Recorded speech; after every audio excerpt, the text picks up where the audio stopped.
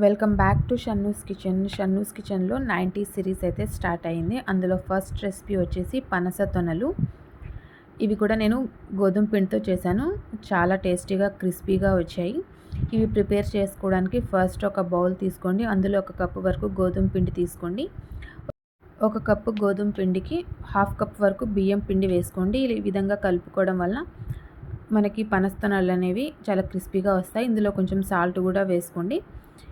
ఇవన్నీ వేసుకొని ఒకసారి బాగా మిక్స్ చేసుకొని ఇప్పుడు ఇందులో బాగా కాగపెట్టిన నెయ్యి కానీ ఆయిల్ కానీ వేసుకోండి. ఏది వేసుకున్నా పర్లేదు. ఒక 1/2 కప్పు వరకు ఆయిల్ కానీ నెయ్యి కానీ వేసుకోండి. ఈ విధంగా వేసుకొని పిండి కలపడం వల్ల మనకి పనస్తనలు అనేవి గుల్లగా వస్తాయి, క్రిస్పీగా కూడా ఉంటాయి. ఈ విధంగా వేసుకొని ఒకసారి బాగా మిక్స్ చేసుకొని నార్మల్ వాటర్తో పిండిని కలుపుకోండి. నార్మల్ వాటర్ని కొంచెం కొంచెంగా తీసుకుంటూ నార్మల్ చపాతీ పిండిని కలిపినట్టుగా కలిపి పెట్టుకోవాలి. ఈ విధంగా వీడియోలో చూపిస్తున్నట్టుగా ఒక మంచి డౌ లాగా కలుపుకొని పెట్టుకోండి. ఇప్పుడు దీన్ని పార్టీషన్స్ లాగా విడగొట్టుకోండి.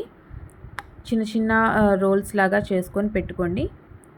ఈ విధంగా వీడియోలో చూపిస్తున్నట్టుగా ఇలా రౌండ్స్గా బాల్స్ లాగా చేసుకొని పెట్టుకొని వీటిని చపాతీ లాగా రోల్ చేసుకోవాలి. మరీ మందంగా కాకుండా మరీ పలచగా కాకుండా ఈ విధంగా చేసుకొని మధ్యలో వీడియోలో చూపిస్తున్నట్టుగా ఘాట్లు పెట్టుకోండి. ఈ విధంగా ఘాట్లు పెట్టుకొని ఒకే డైరెక్షన్లో ఈ విధంగా చుట్టుకోండి. అంతేనండి, చాలా సింపుల్గా పనస్తనలు అయితే రెడీ అయిపోతాయి. అన్నిటినీ ఇదే విధంగా రోల్స్ లాగా చుట్టుకొని పెట్టుకోండి. ఈ విధంగా అన్నిటినీ రెడీ చేసుకొని పెట్టుకోవాలి. ఈ విధంగా అన్నిటినీ రెడీ చేసుకుని పెట్టుకున్న తర్వాత ఒక ప్యాన్ తీసుకోండి. అందులో ఆయిల్ వేసుకోండి. ఆయిల్ హీట్ అయ్యాక మనం ఆల్రెడీ ప్రిపేర్ చేసి పెట్టిన ఈ పనస్తల్ని ఆయిల్లో వేసుకొని మంచి గోల్డెన్ కలర్ వచ్చేంత వరకు డీప్ ఫ్రై చేసుకోండి. మీడియం ఫ్లేమ్ మీద మాత్రమే ఫ్రై చేసుకోవాలి. ఫ్లేమ్ ఎక్కువగా పెడితే కనుక లోపల పచ్చిగా ఉండి మనకి క్రిస్పీనెస్ అనేది రాదు, బ్లాక్గా కూడా అయిపోతాయి. సో మీడియం ఫ్లేమ్ మీద నెమ్మదిగా వీటిని వేయించుకోవాలి. ఒకవైపు వేగాక మరోవైపు టర్న్ చేసుకుంటూ ఈ విధంగా నెమ్మదిగా వేయించుకోండి.